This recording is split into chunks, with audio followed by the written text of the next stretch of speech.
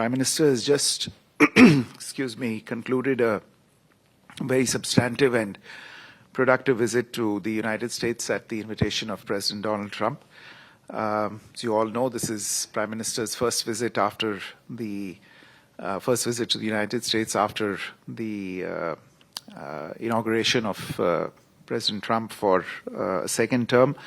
And as I had mentioned earlier as well, the fact that this visit is taking place within just 3 weeks and a bit of the inauguration is a signal of the priority that both leaders attach to the India-US relationship.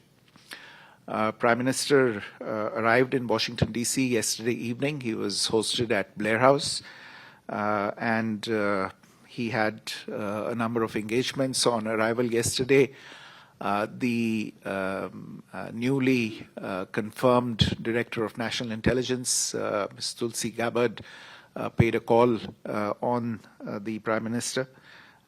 This morning, the Prime Minister received Mr. Elon Musk and Mr. Vivek Ramaswamy as well.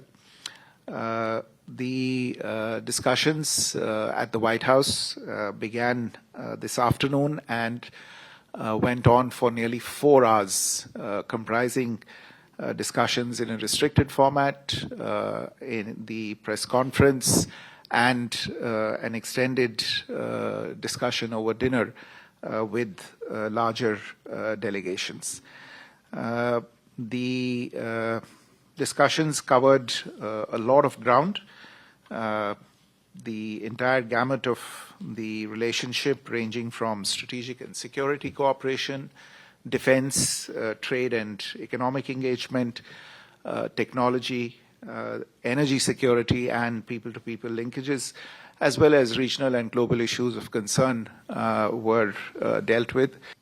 Let me take you through some of the key aspects of the joint statement, but I would urge you to go through the joint statement in some detail because it's a really rich and substantive statement and lays down the blueprint for the near and medium-term future of the India-US relationship.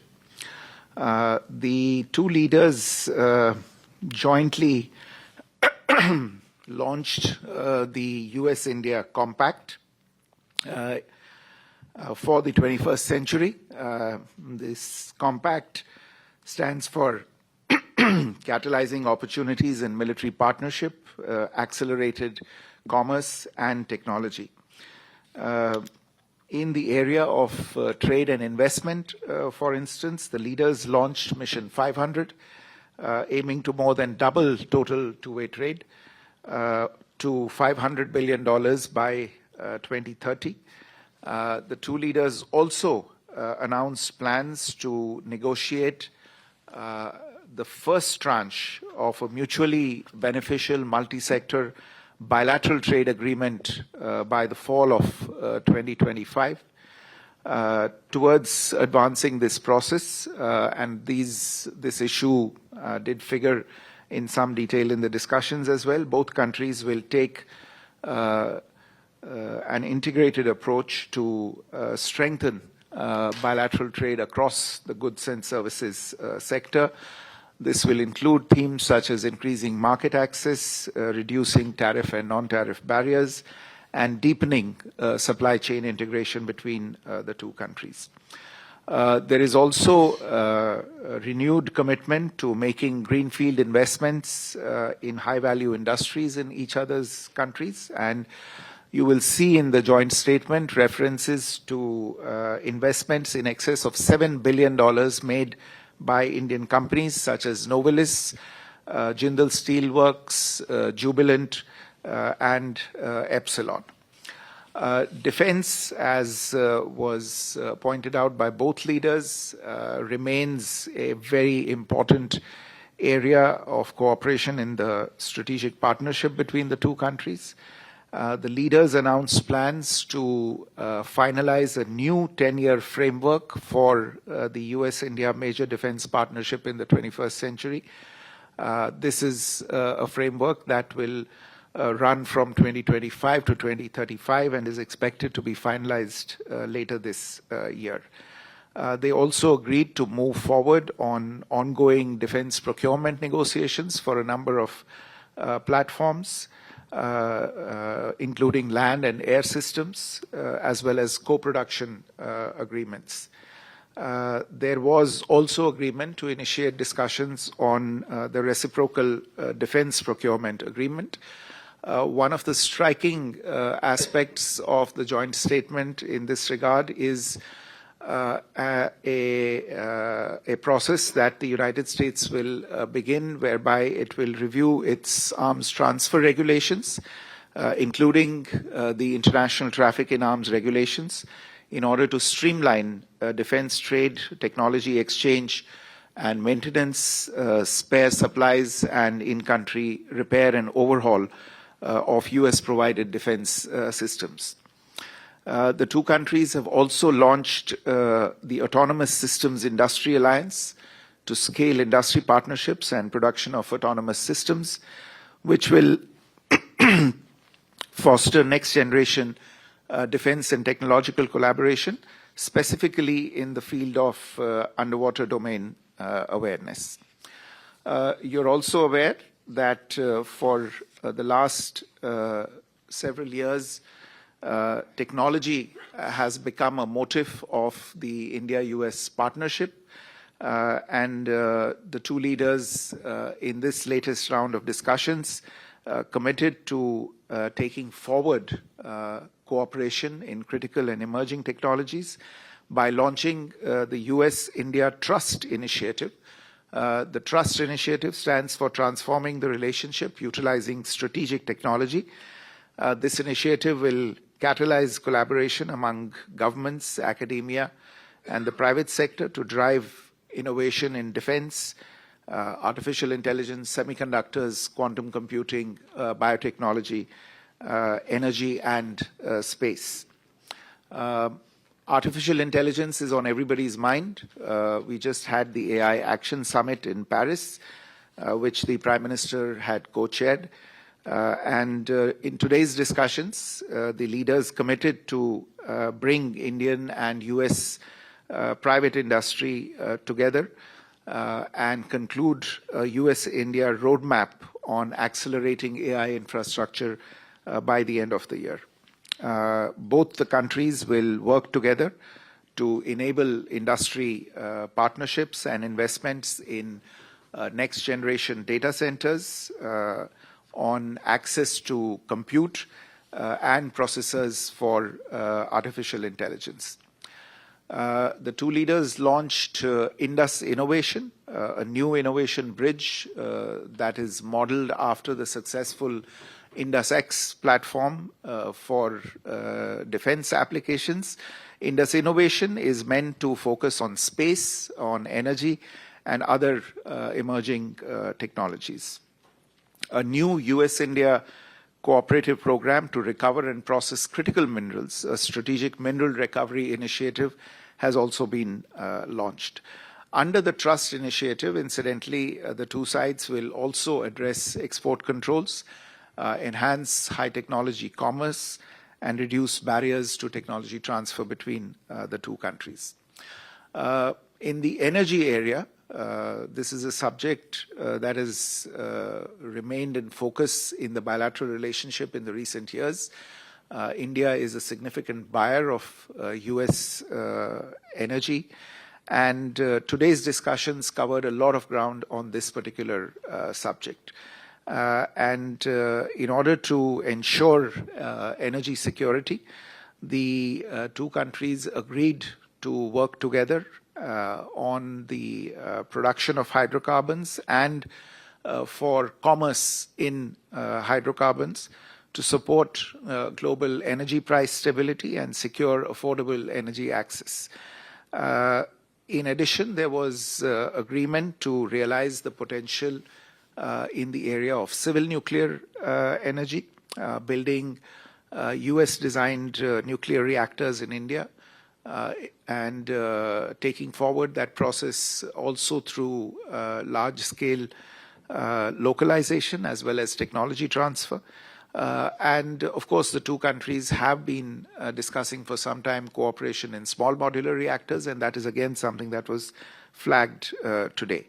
The obstacles in realizing this cooperation in previous years on account of some of the legal provisions that have remained in place in India have already begun to be addressed. You would have noticed the announcements that have been made in the budget in this regard. And we imagine that these progress on these issues will enable us to realize the promise of cooperation between India and the United States in this very important sector.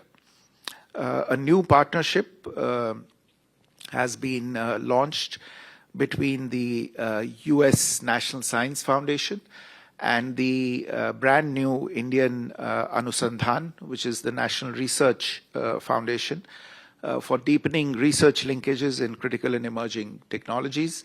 There's an MOU that was signed between the NSF and the ANRF just a couple of days back to take forward this cooperation. On the people-to-people front, finally, you're aware there are nearly 300,000 Indian students studying in the United States, and the contribution of these students, especially to the US economy, was acknowledged in the joint statement. The leaders agreed to strengthen collaboration between higher education institutions of the two countries, and India invited the United States to take advantage of the reforms in the Indian education sector to set up offshore campuses of premier educational institutions of the US in India. They also committed to streamline avenues for legal mobility of students and professionals, and facilitating short-term tourist and business travel, while at the same time committing to aggressively addressing and tackling illegal immigration and human trafficking. I would also invite your attention to the parts of the joint statement where you can see a commitment from both sides to take decisive action against elements who threaten public and diplomatic safety and security, and the sovereignty and territorial integrity of both nations. There's a commitment to strengthening law enforcement cooperation in this regard, and this is especially significant from our perspective, given some events that have taken place. Last point relates to the deepening strategic convergences between the two countries on regional and global issues, and this is something that came through clearly in the discussions today between the Prime Minister and President Trump. Whether it is the shared vision for the Quad, India will be hosting the Quad summit later this year, and the Prime Minister has extended an invitation to President Trump for that, or the commitment to increasing our collaboration with partners in West Asia, or in enhancing cooperation in the Indian Ocean region. The two leaders agreed to convene partners under the IMEC initiative, as well as the I2U2 construct within the next 6 months to announce new initiatives. They also launched the Indian Ocean Strategic Venture, a new bilateral forum to advance coordinated investments in connectivity and commerce in this region.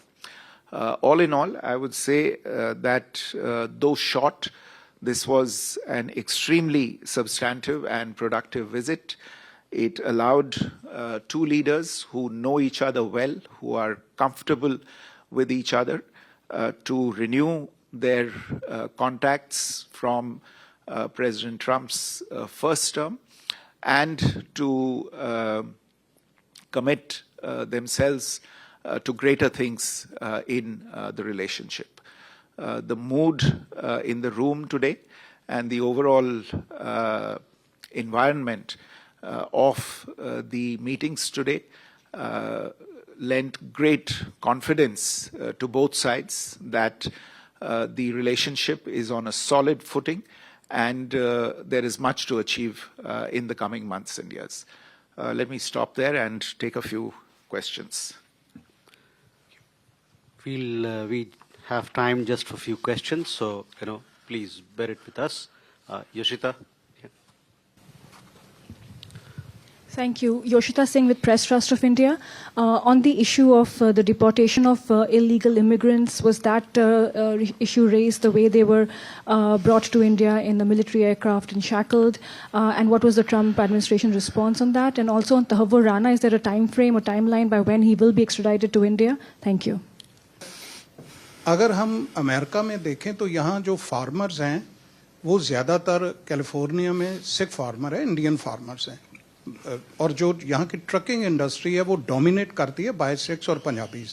तो इन दोनों जगहों पे present situation में बहुत ज़रूरत होगी America को, जो अगर वहाँ से इंडिया से हम लीगल वे से नहीं भेज सकते तो सीजनल लेबर जो है वहाँ से trucking industry and related to farmers, तो वहां से अगर ये पॉसिबल हो सके दोनों देश आपस में बात करें, that will be win win situation for both the countries. Thank you so much. Parikshit. Foreign Secretary, we saw how President Trump said that U.S. is going to increase military sales to India by billions of dollars this year, also paving the way for sale of F-35s to India eventually. Have we agreed to purchase F-35s from America? Vishnu, here. Good evening, Foreign Secretary. This is Vishnu from South Asian Herald. What is the expected timeline for bilateral trade agreements between the two administrations that can pave a way to reduce the trade deficit and promote a fair and expanded trade partnership?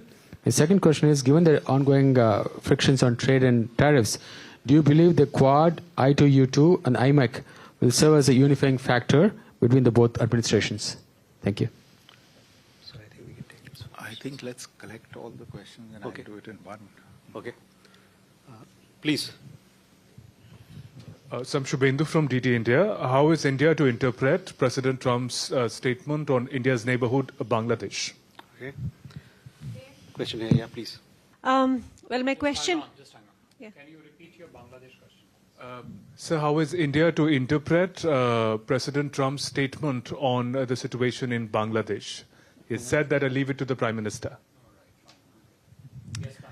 How is India going to respond to President Trump's proposal that he could mediate between India and China over territorial disputes and skirmishes?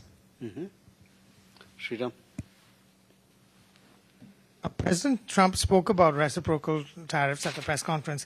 Is it your understanding that these will be on hold until the trade deal with the U.S. is negotiated? That's question one. And secondly, he mentioned reducing the deficit through energy purchases. Is India treating this taking this literally, or as an encouragement to purchase more energy from the United States? Thank you. Geeta. President Trump on extradition said that Tahavur Rana will be extradited, but there are more to follow because there are many requests from India.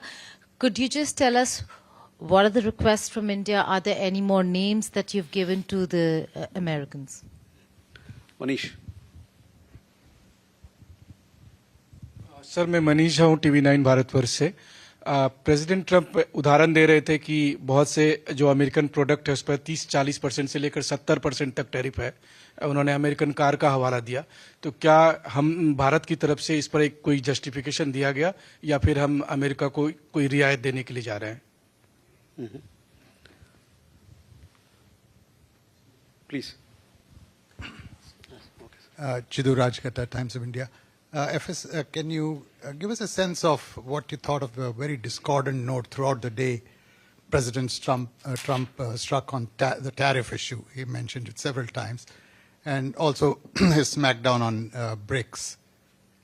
He also kind of said something to the effect of BRICS is dead or dying.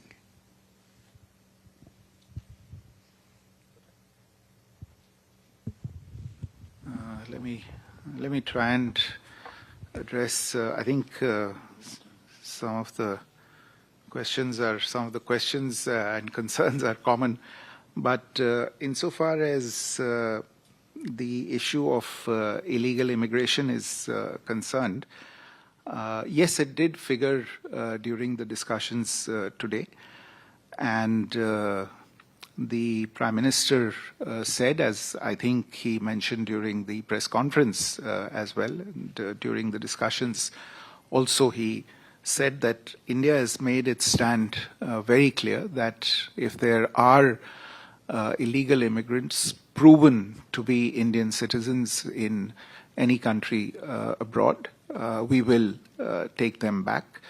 But he did emphasize, and again, I think he referred to this in his remarks at the press conference, but even during the discussions, he did emphasize that the return of illegal immigrants is not the end of the story. There is an ecosystem that thrives on this racket and that promotes and enables this racket. And it is the responsibility of both countries to do something about this. And in that, he sought the cooperation of the United States in finding out more details about these rackets and, if need be, through institutional cooperation between the law enforcement authorities and intelligence organizations of the two countries, to actually try and do something about these ecosystems that enable this particular phenomenon. So this is something that the two sides will continue to discuss. On Tahawur Rana,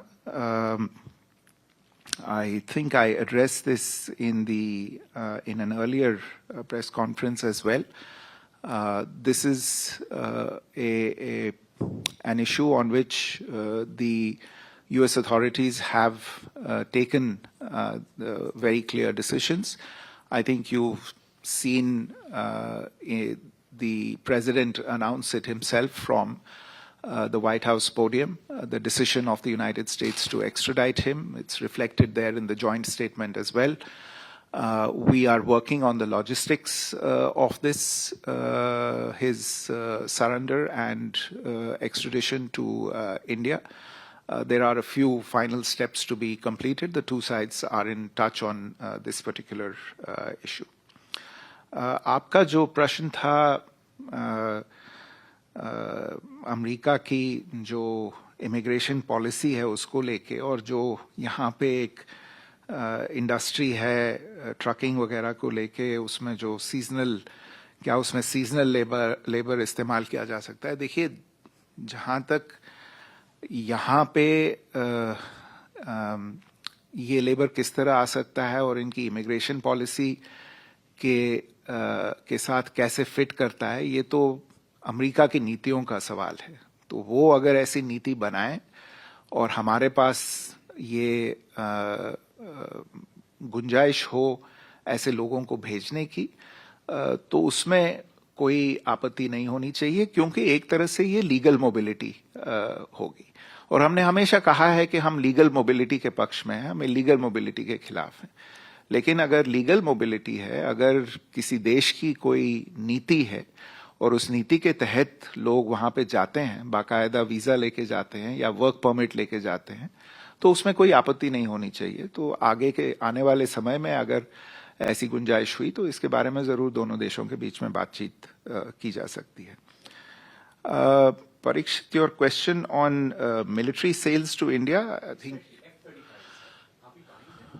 Look, there is a process by which platforms are acquired. You are well aware of that process. There is, in most cases, a request for proposals that is floated. There are responses to those. They are evaluated. I don't think with regard to the acquisition of an advanced aviation platform by India, that process has started as yet. So this is currently something that's at the stage of a proposal, but I don't think the formal process in this regard has started as yet.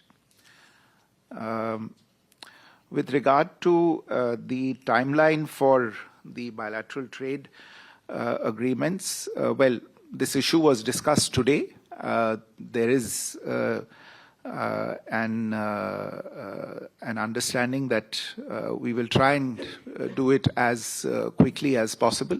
I think there is a reference in the joint statement by fall of this year, so we are looking at the next 7 to 8 months to get this done. And today, in a sense, both teams have got the instructions or the indications from the highest levels to start engaging on this, and the work will begin as quickly as possible. On addressing these possible frictions over trade through mechanisms such as I2U2, IMEC and Quad, yes, to the extent that some of those forums will facilitate trade, even though none of them is really a trade agreement or a preferential trading arrangement. But to the extent that they can increase understanding between the various partners, they would certainly be helpful.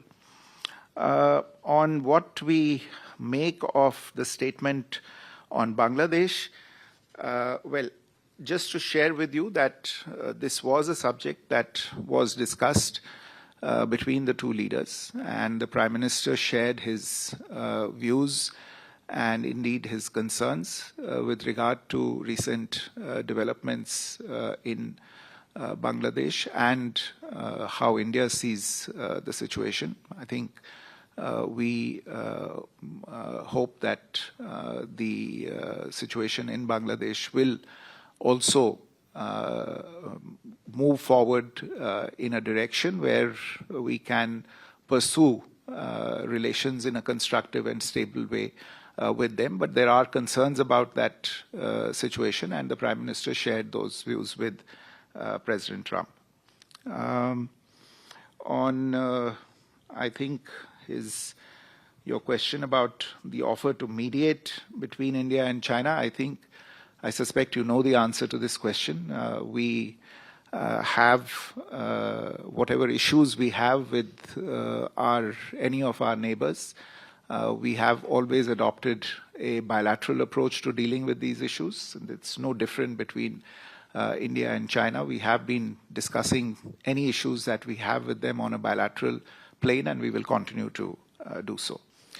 On reciprocal tariffs and what the fate will be, look, we have indicated, and the two leaders have agreed today to start discussing trade and tariff-related issues. So I will let those discussions start before pronouncing on what may happen with regard to the plans that have been announced today by the US administration. On reducing deficit through energy purchases, well, I mean, we are a significant purchaser of US energy in any case. I think last year we purchased about $15 billion in US energy output. There is a good chance that this figure will go up to as much as $25 billion in the near future. And so therefore we are a significant producer, and today's discussions did focus considerably on the possibility of more energy purchases. And it is entirely possible that these increased energy purchases will contribute to impacting the deficit between the two countries as well. On extradition, yes, there are other requests as well. I won't go into the names immediately, but there are other requests that are registered with the US authorities. I think the other questions were also essentially on tariffs, and I think Chidu's question on tariffs being a discordant note. Look, I would say that, we've been hearing about tariffs for quite some time. And in today's discussion between the two sides, this issue came up quite normally in the talks between the two leaders. They both had their perspectives, but what's more remarkable is, or what's worth looking at, is the fact that we have a way forward on this issue in terms of the undertaking to discuss or start discussions on a bilateral trading agreement. And this may actually be a very good opportunity to take forward something and conclude something which was actually foreseen in the first Trump administration. There was, you would recall, a trade deal that was on the anvil at that time. For various reasons, it did not go forward at that time. So, therefore, in the current environment, we see these developments as an opportunity to take this issue forward and come to a mutually beneficial understanding about these particular issues. I think that about takes care of all the questions.